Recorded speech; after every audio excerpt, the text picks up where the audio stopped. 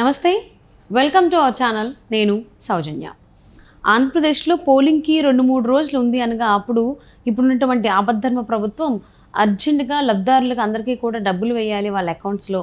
So అని చెప్పేసి అని కోర్టుకు వెళ్ళి పర్మిషన్ కూడా తెచ్చుకోవడం జరిగింది. బట్ ఈసీ దానికి అడ్డుకట్టు వేసింది.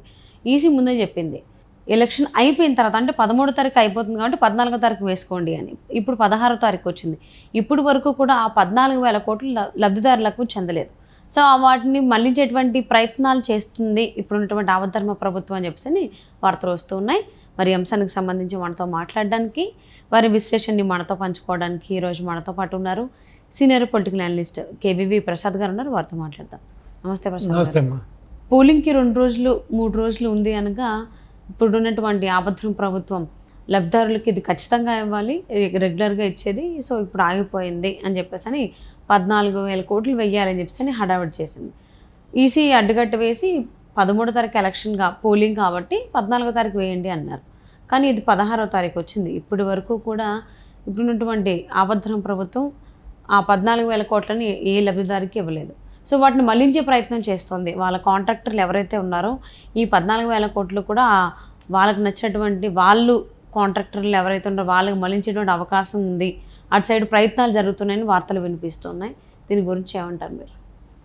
సో ఇది యాక్చువల్గా చూస్తే జనవరి నుంచి జరుగుతున్న ప్రక్రియ. ఇది జనవరి నుంచి ఇవ్వాల్సిన డబ్బులు. సో జనవరి నుంచి కూడా జగన్మోహన్ రెడ్డి గారు బటన్ నొక్కుతున్నా ఉత్తుత్తు బటన్ నొక్కుతూనే కాలక్షేపం చేశాడు. అంటే ఆయన కేవలం ఆయనకు కుట్ర ఏంటంటే దీంట్లో ఈ యొక్క డబ్బు ఏదైతే ఉందో, ఇటు విద్యా దీవెన కానీ, రైతుకు సంబంధించిన ఇన్పుట్ సబ్సిడీ కానీ, ఆసరా కానీ, వివిధ పథకాలకు సంబంధించిన డబ్బు ఇది. సో అంటే ఎలక్షన్కి 1 రోజు 2 రోజుల ముందు ఈ డబ్బుల్ని ప్రజలకు ఇస్తే, సో దీని ద్వారా ప్రజల్ని మభ్యపెట్టి, మాయపెట్టి, ప్రలోభపెట్టి ఈ ఎలక్షన్లో కూడా లబ్ధి పొందుదామని చేసిన కుట్రతను. సో దీనికి ఈసీ అడ్డుకట్టేయడం జరిగింది.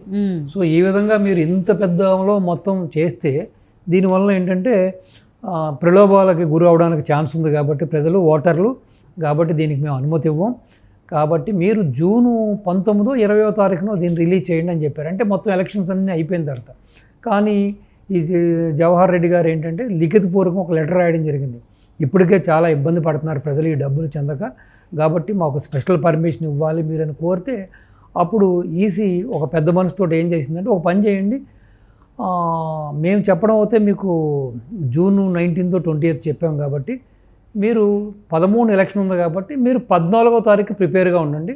సో 14 అంటే మే 14నే మీరు దీన్ని డిస్పర్స్ చేసుకోండి అమౌంట్స్ అన్నీ కూడా చెప్పడం జరిగింది. సో అయినా మీరు చెప్పినట్టుగా ఇవాల్టి వరకు కూడా అసలు దీని గురించి మాట్లాడకుండా నిమ్మక నీరెత్తుగా ఉండడం, ప్లస్ ఆ డబ్బులు రిలీజ్ చేయకపోవడం అనేకమైన అనుమానాలకు తావుతీసింది. ఇది ఏంటని చెప్పి ప్రతిపక్ష నాయుడైన చంద్రబాబు నాయుడు గారు తీరా వాకప్ చేస్తే, సో ఇక అవసరం తీరింది కాబట్టి ఈ యొక్క డబ్బు అంతా కూడా రేపొద్దున గవర్నమెంట్ ఎలాగో మనం అధికారంలోకి రావట్లేదు కాబట్టి వచ్చే గవర్నమెంట్ చూసుకుంటుంది, ఆ యొక్క ఈ లెక్క అంతా కూడా ఆ వచ్చే యొక్క ఎన్డీఏ కూటమి లెక్కలోకి వెళ్ళిపోద్ది, టీడీపీ కూటమిలోకి వెళ్ళిపోద్ది అని చెప్పి ఈ 14,000 కోట్లని కూడా తనకి సంబంధించి తన బినామీలు, తనకు సంబంధించిన కాంట్రాక్టులకు చెల్లించడానికి సంసిద్ధుడయ్యాడు ఈ ముఖ్యమంత్రి. సో ఇది గమనించిన నారా చంద్రబాబు నాయుడు గారు ఈ విషయాన్ని గవర్నర్ గారి దృష్టికి, ఇటు ఈసీ దృష్టికి తీసుకెళ్లడం జరిగింది. సో అలాగే లెటర్ రాయడం జరిగింది. ఇటు రాష్ట్ర ఆర్థిక కార్యదర్శి రావత్తు, ఇటు జవహర్ రెడ్డి గారు కూడా అసలు దీని గురించి స్పందించకుండా కాముగా ఉండిపోవడం జరిగింది. ఇప్పుడు దీంట్లో ఉన్న మతలబ్ ఏంటంటే, ఈ యొక్క ఏదైతే ఈ బిల్స్ ఉన్నాయో ఈ 14 వాళ్ళకి సంబంధించిన వాళ్ళకి ఇస్తే, సో 14,000 కోట్లు ఇంటూ 8% వేసుకుంటే 1,120 కోట్ల రూపాయల ఇళ్ళకి ఒక కమిషన్ రూపంలోనే వస్తుంది. సో ఆ కమిషన్ కాసులు కక్కుర్తిపడి ఇంతకాలం బట్టి మేము ఏదో ప్రజల కోసం బట్టలు నొక్కుతున్నాం, నేను 131 సార్లు నొక్కాను, మీరు నా కోసం నొక్కండి అని చెప్పి జనాల్ని ప్రలోభపెట్టిన ఈ ముఖ్యమంత్రి ఈ రోజున ఎలక్షన్ అయిపోవడంతో పబ్బం గడిచిపోయింది కాబట్టి, ఇక మీదట ప్లస్ అధికారంలోకి రాననే విషయం కూడా తెలిసిపోయింది కాబట్టి వీళ్ళకి ఇస్తే నాకేంటి ప్రయోజనం అని చెప్పి, అదే కాంట్రాక్ట్ చెల్లిస్తే నాకు 8% లెక్క వేసుకుంటే దగ్గర 1,120 కోట్లు కమిషన్ వస్తుంది కాబట్టి ఆ డబ్బును ఆ విధంగా మళ్లించడానికి చేస్తున్న కుట్ర ఇది. సో కాబట్టి దీని మీద యాక్షన్ తీసుకుని ఇమీడియట్గా గవర్నర్ గారు కూడా ఈ యొక్క ఫండ్స్ని నిలిపేయడానికి కూడా చర్యలు తీసుకోవడానికి కూడా ఛాన్స్ ఉంది. అంటే ఈ ఏదైతే ఇప్పుడు అంశం ఉందో అంటే 14,000 కోట్ల మళ్లింపు జరుగుతున్నాయి, వాళ్ళ కాంట్రాక్టర్లకి డబ్బులు ఇవ్వడం కోసం ఇప్పుడున్నటువంటి అబద్ధం ప్రభుత్వం ప్రయత్నిస్తోంది అని చెప్పేసి చంద్రబాబు గారు ఆల్రెడీ ఏపీ గవర్నర్కి లేఖ రాశారని కూడా తెలుస్తుంది. సో మరి దానిపైన గవర్నర్ గారు ఎటువంటి నిర్ణయం తీసుకునేటువంటి అవకాశం ఉంది? ఎందుకంటే ఒకటమ్మా, ఇప్పుడు మీరు చెప్పినట్టుగా ప్రజలకు సంబంధించి ప్రజల యొక్క బాగోగులకు సంబంధించిన వరకు ఆపద్ధర్మ ముఖ్యమంత్రి అంటేనే లిమిటెడ్ ఒక పవర్స్ ఉంటాయి. సో మీరు చెప్పినట్టుగా ఆల్రెడీ రిక్వెస్ట్ చేశారు, లెటర్ కూడా ఇచ్చారు. సోయానా జవహర్ రెడ్డి గారు మాకు ఇమ్మీడియట్గా దీన్ని డిస్పర్స్ చేయడానికి ఇవ్వమంటే అప్పుడు ఆలోచించి సో జూన్ వరకు ఎందుకులే, మీరు ఎలక్షన్ అయిన మరుసటి దినమే మీరు ఈ ఫండ్స్ని డిస్పర్స్ చేసుకోమని ఈసీ కూడా వీళ్ళకి పర్మిషన్ ఇచ్చింది. ఆ విధంగా ఇస్తామన్న డబ్బులు మరి ఆ ప్రజల యొక్క ఆ విద్యా దీవెన, ఆసరా, ఇటు యొక్క రైతుల యొక్క ఇన్పుట్ సబ్సిడీకి ఈ డబ్బుల్ని కేటాయించకుండా ఈ విధంగా దుర్బుద్ధితోటి వీళ్ళ యొక్క కమిషన్లకి కక్కుర్తిపడి ఈ విధంగా కాంట్రాక్టులు ఇవ్వడానికి పెట్టడం అనేది అసలు అది చేయకూడదు. ఒక ఆపద్ధర్మ ముఖ్యమంత్రిగా ఉన్నవాడు పేమెంట్స్ అయ్యి రిలీజ్ చేయకూడదు. సో ఎవరైతే రేపు గవర్నమెంట్కి వస్తారో వాళ్ళు మళ్ళీ ఎన్ని స్క్రూటినీ చేసి నిజమా కాదా కరెక్ట్గా క్షేత్రస్థాయిలో పరిచిన తర్వాతే బిల్స్ అన్ని ఇవ్వాలి. అలా అధికారం కూడా లేదు. అంటే ఎంతసేపు ఈ గవర్నమెంట్కి దోపిడీ చేయడం, దోచుకోవడం, డబ్బు మీద ఉన్న ప్రేమ, సంపద మీద ఉన్న ప్రేమ ప్రజల మీద కూడా కానీ రాష్ట్ర శ్రేయస్సు మీద లేదన్నదానికి ఇది ఒక ఫైనెస్ట్ ఎగ్జాంపుల్ ఇది. సో వేచి చూద్దాం ఇది ఎంతవరకు వెళ్తుంది, ఏం వెళ్తుంది.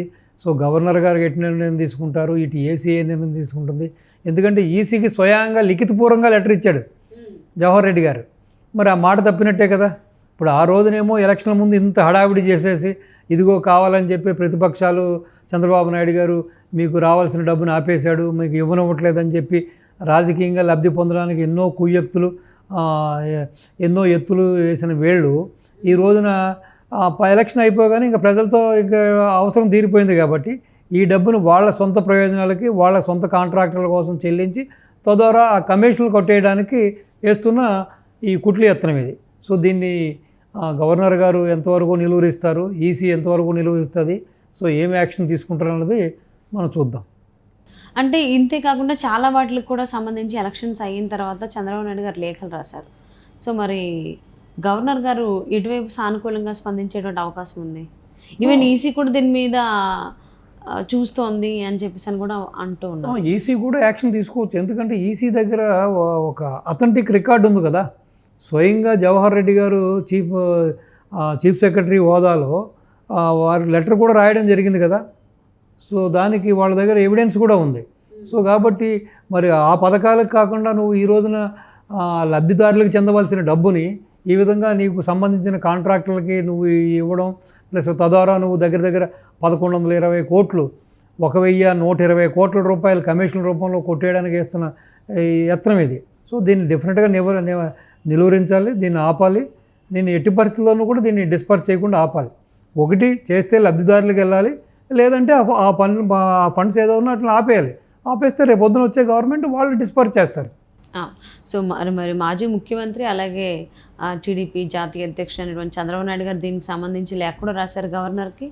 మరి ఎలా స్పందిస్తారు ఏంటి? లేదా ఆపద్ధర్మ ప్రభుత్వం ఉన్నటువంటి ఆ 14,000 కోట్లు లబ్ధారులు కాకుండా వాళ్ళ కాంట్రాక్టర్స్ ఎవరైతే వాళ్ళకి మళ్ళీ చేయాలా చేస్తోంది కాబట్టి ఏం చేస్తారో చూద్దామండి. Thank you so much Prasad గారు. నమస్తే అమ్మా.